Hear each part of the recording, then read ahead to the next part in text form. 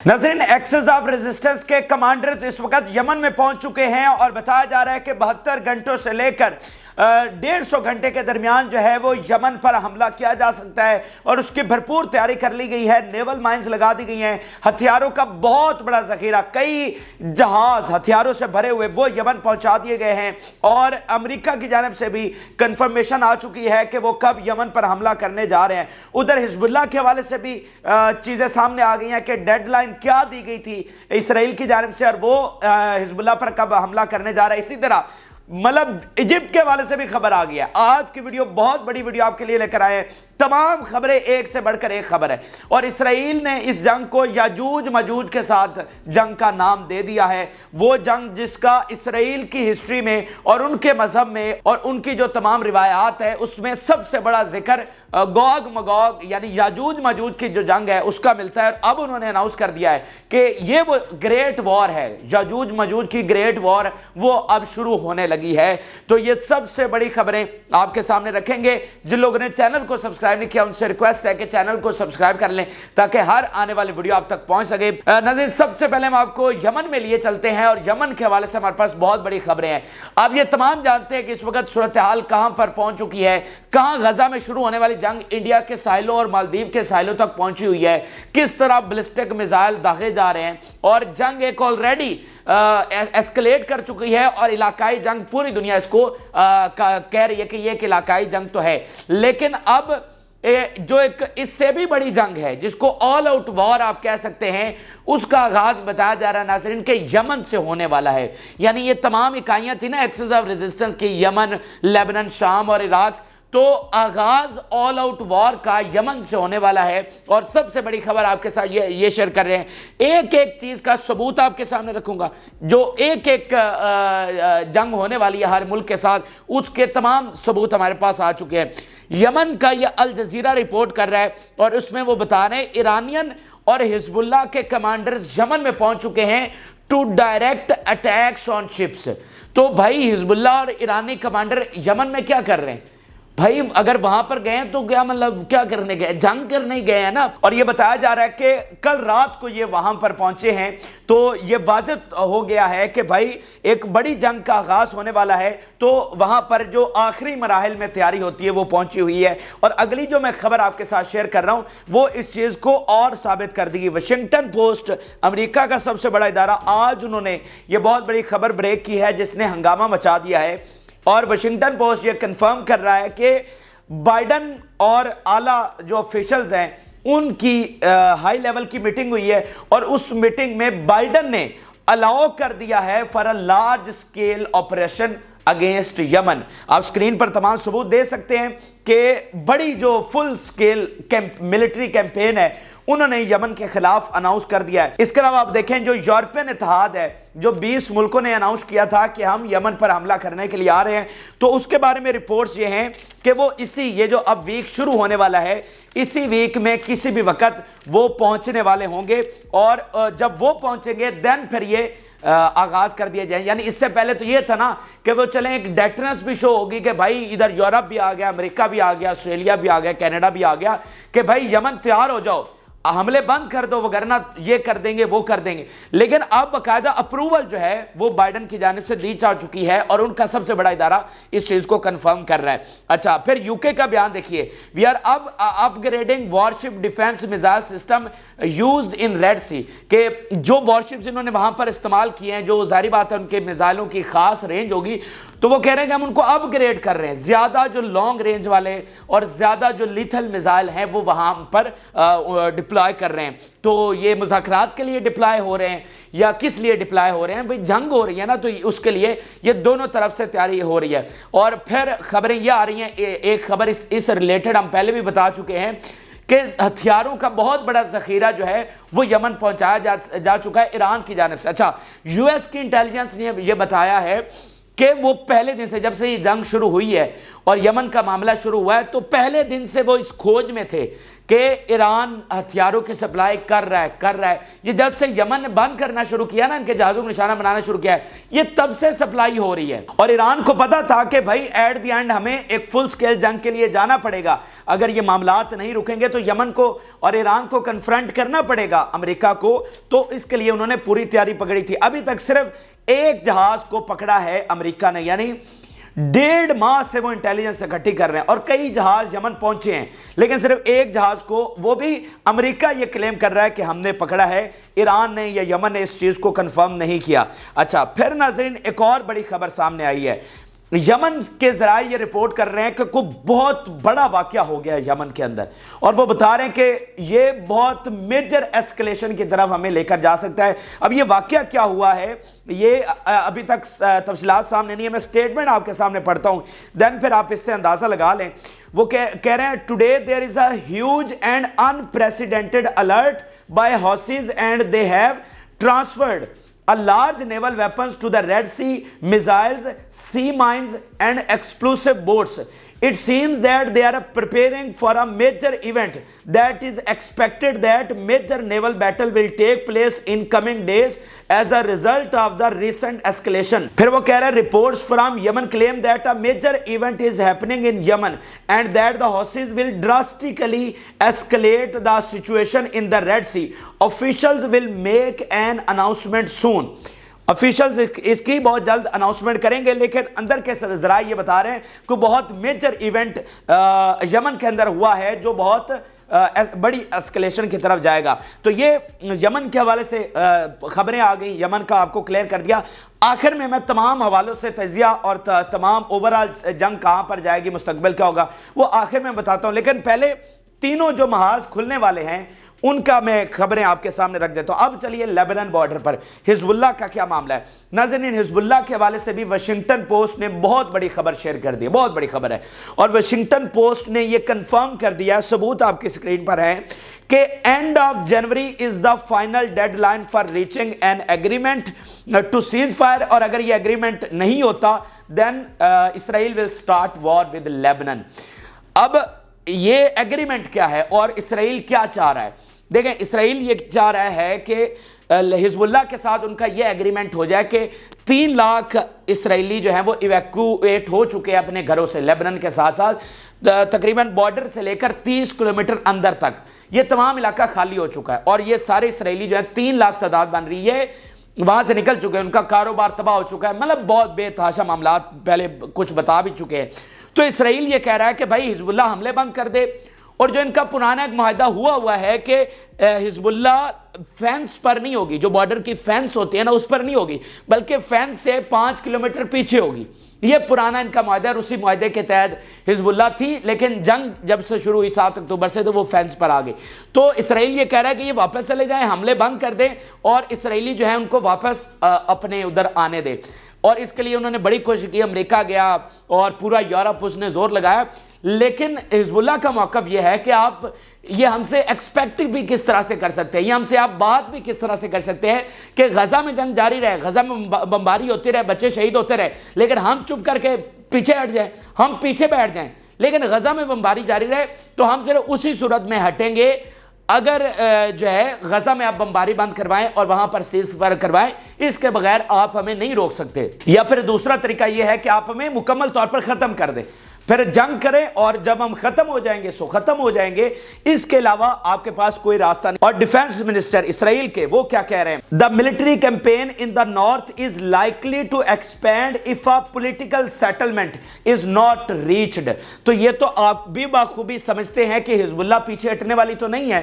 تو وہ اسرائیل یہ ڈیڈ لائن اس نے دی ہوئی ہے اس جنوری کے اینڈ پر، جس کو واشنگٹن پوسٹ کنفرم کر رہا ہے. تو یہ تو ظاہری بات ہے کہ بھائی ایسا کیسے ہو سکتا ہے کہ یہ ایگریمنٹ تک وہ پہنچ جائے اور حزب اللہ کہ ٹھیک ہے ہم پیچھے جا رہے ہیں، ایسا ہو سکتا ہے؟ اور آپ دوسری طرف کہہ رہے ہیں کہ غزہ میں جنگ بھی بند نہیں ہو رہی. تو اٹس مین کہ یہ کلیئر ہے کہ اگلے 4-5 دنوں میں جو ہے وہ جنگ وہاں پر بھی شروع ہو جائے گی. اور یہ ایسے ہوگا، آغاز یمن سے ہوگا، اینڈ دین ادھر مطلب جیسے جب یمن میں یورپی اتحاد بھی آ جائے گا, امریکہ مکمل حملے وہاں پر شروع کر دے گا, دین پھر اسرائیل جو ہے وہ لیبنان پر حملہ کرے گا اور پھر حزب اللہ سے ٹکرائیں گے یہ, اور حزب اللہ سے لڑنا ان کی سب سے بڑی غلطی ہوگی اور وہ اسرائیل کے مکمل خاتمے کا آغاز وہاں سے ہو جائے گا.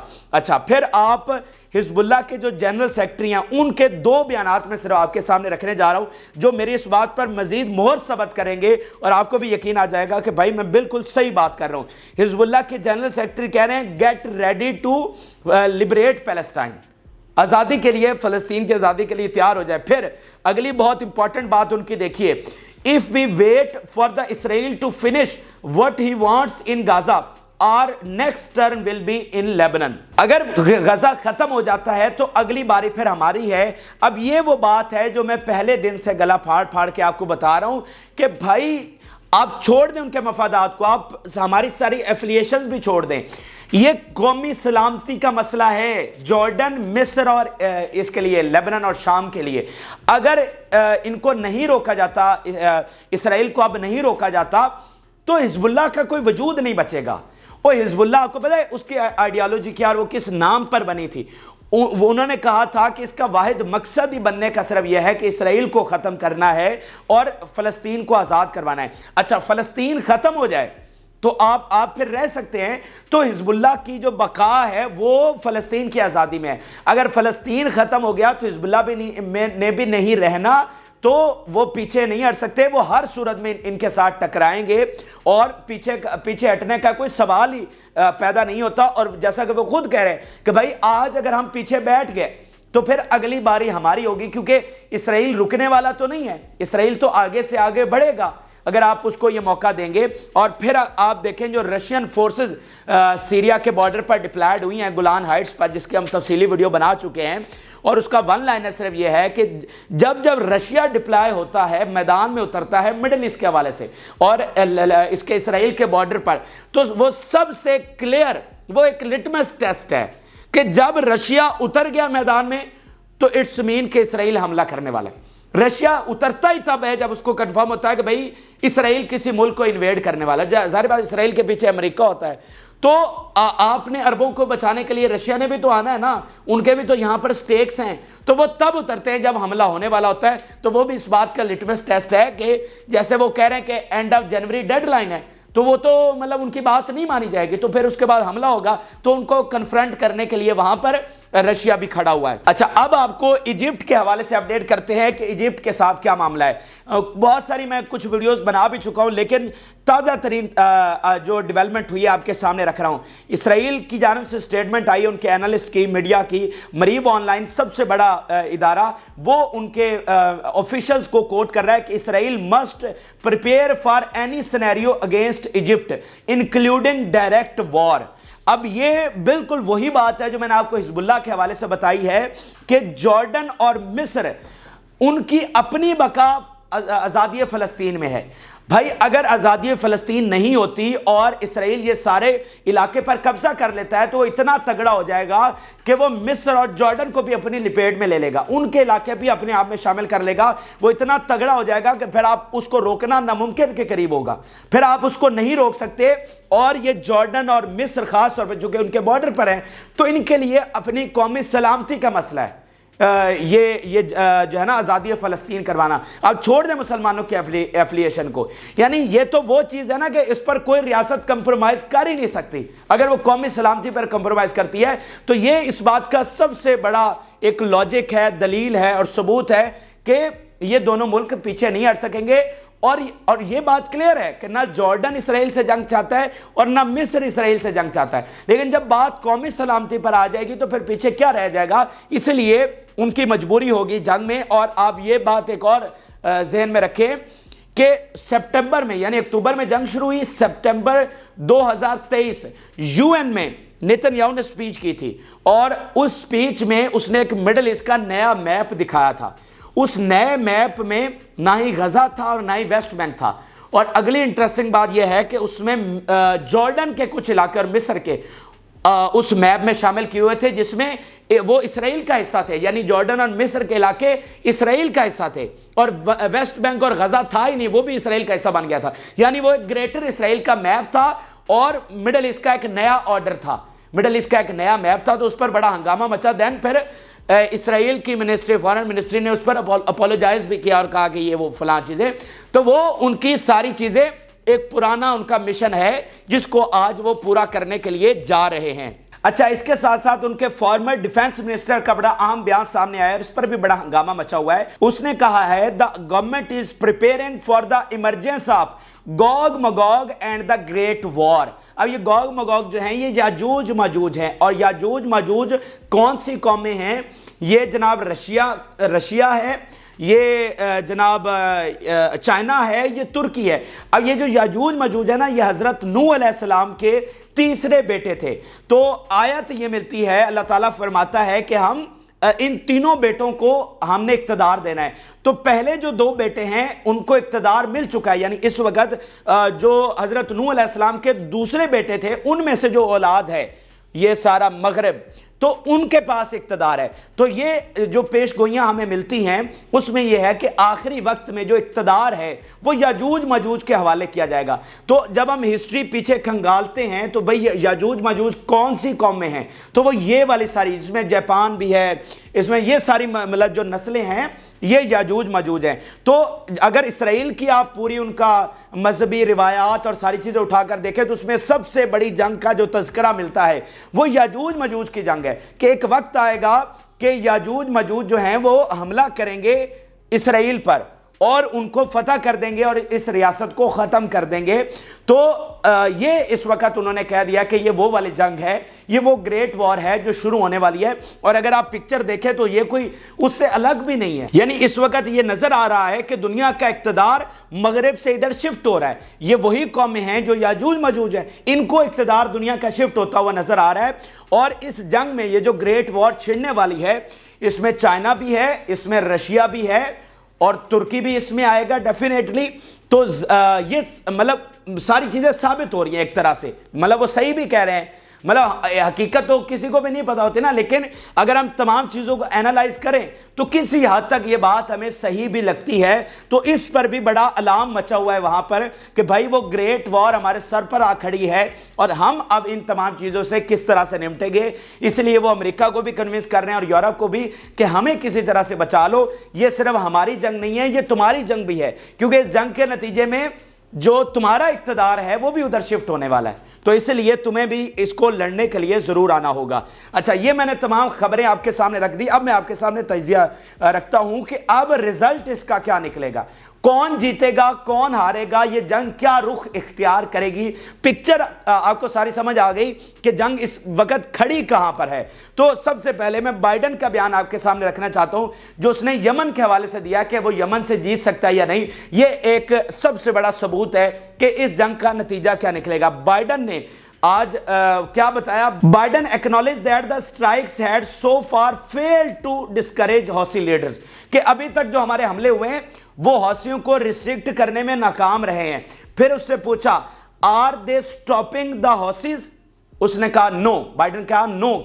رپورٹر نے پوچھا کہ کیا آپ ان کو روک سکتے ہیں اور ان کو روکنے والے ہیں، انہوں نے کہا نو۔ پھر اس نے کہا will they continue، تو بائیڈن نے کہا کہ یس، مطلب ہم حملے ان پر کریں گے لیکن کیا وہ رک پائیں گے، تو اس نے کہا کہ نو، اس کا ہمیں نہیں پتا، لیکن حملے ہم جاری رکھیں گے اور ان پر جنگ ان کے ساتھ کرنے جا رہے ہیں، لیکن اس میں کامیابی ہوگی یا نہیں وہ اس کو پتا، وہ کہتا ہے مجھے نہیں پتا۔ تو یہ ایک سب سے بڑا ثبوت ہو گیا کہ اپنے منہ سے وہ تسلیم کر رہا ہے کہ بھائی ہمیں شکست ہونے والی ہے۔ پھر ناظرین، جو اکانومی ہے وہ ان کی کرمبل کر رہی ہے، امریکہ کی بھی اور یورپ کی بھی، اور اس میں آپ دیکھیں کہ oil supply tightens in Europe over Red Sea. اب دیکھیں تھوڑا سا 1 منٹ مجھے دیں، پھر میں آپ کو بتاتا ہوں جنگ کا نتیجہ آپ کو سمجھ آئے گا۔ دیکھیں یورپ اس وقت جو سارا انحصار کر رہا ہے اس کا آئل جو ہے وہ یا رشیا سے جاتا ہے یا مڈل ایسٹ سے جاتا ہے۔ رشیا کے ساتھ جنگ ہو رہی ہے، رشیا کا آئل انرجی ان کے لیے بند ہے۔ مڈل ایسٹ سے جب یہ جنگ شروع ہو جائے گی تو آئل مکمل طور پر بند ہو جائے گا، آلریڈی کرائسس وہاں پر چل رہا ہے۔ تو ایشیا جو ہے یا مڈل ایسٹ جو ہے وہ یورپ کے بغیر سروائیو کر سکتا ہے، ٹھیک ہے، کیونکہ ہر جنگ میں آپ کو لگژری تو نہیں نہ چاہیے ہوتی کہ بھائی وہ لگژری گاڑی اگر فراری نہیں ہوگی تو ہم سروائیو نہیں کریں گے، وہ تو آپ کو نہیں نہ چاہیے. جو آپ کو چاہیے وہ ایشیا آپ کی ضرورتیں پوری کر سکتا ہے. انڈیا کر سکتا ہے، چائنا ہے، سعودی عرب ہے، یو ای ہے، رشیا ہے. یہ 4-5 بڑے کنٹریز ہیں جو اس پورے ریجن کی، مڈل ایسٹ کی اینڈ پورے ایشیا کی جو ضرورتیں ہیں وہ ان کو پورا کر سکتے ہیں. لیکن جو سب سے زیادہ ضروری ہے جنگ کے لیے، انرجی، آئل، گیس، وہ یورپ کے پاس نہیں ہے.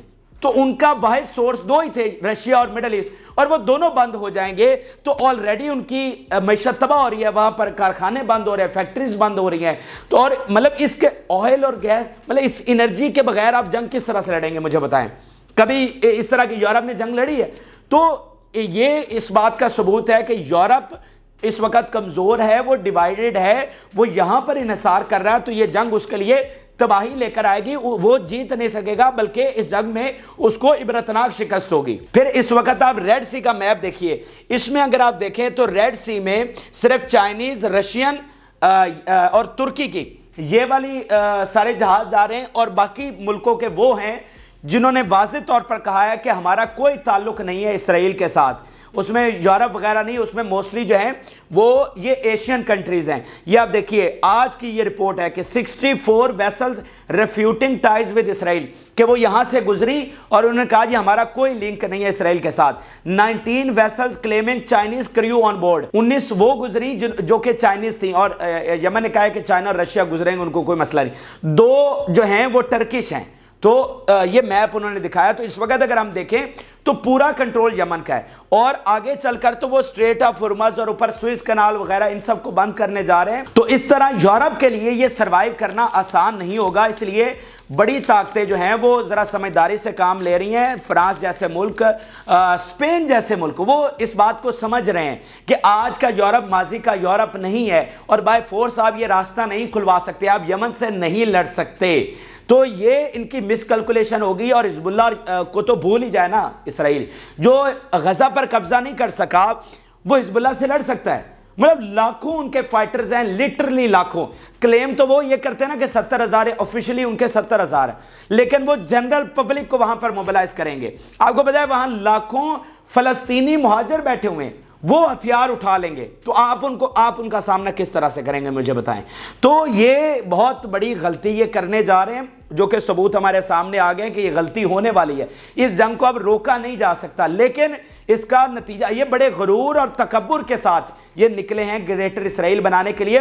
اور امریکہ اس لیے آ رہا ہے کہ بھائی ایران کو ان کا نیوکلیر پروگرام روکنا ہماری سب سے بڑی ٹاپ پرائرٹی ہے، یمن کو سبق سکھانا یہ ہماری ٹاپ پرائرٹی ہے، مڈل ایسٹ سے اقتدار ہمارا جا رہا ہے اس کو روکنا ہماری ٹاپ پرائرٹی ہے. لیکن جتنا کچھ ہے یہ اس سے بھی ہاتھ دھو بیٹھے گا، اور یہ دیکھیں گے کہ آپ وقت یہ ثابت کرے گا. تو یہ اہم ترین اور تازہ ترین حقائق تھے جو کہ میں نے آپ کے سامنے رکھے اور پوری پکچر آپ کو سمجھانے کی کوشش کی. امید کرتا ہوں کہ آپ کو میری بات سمجھ آئی ہوگی. آپ اپنی رائے ضرور آگاہ کریں. جن لوگوں نے چینل کو سبسکرائب نہیں کیا ان سے ریکویسٹ ہے کہ چینل کو ضرور سبسکرائب کر لیں تاکہ ہر آنے والی ویڈیو آپ تک پہنچ سکے. اجازت، اللہ حافظ.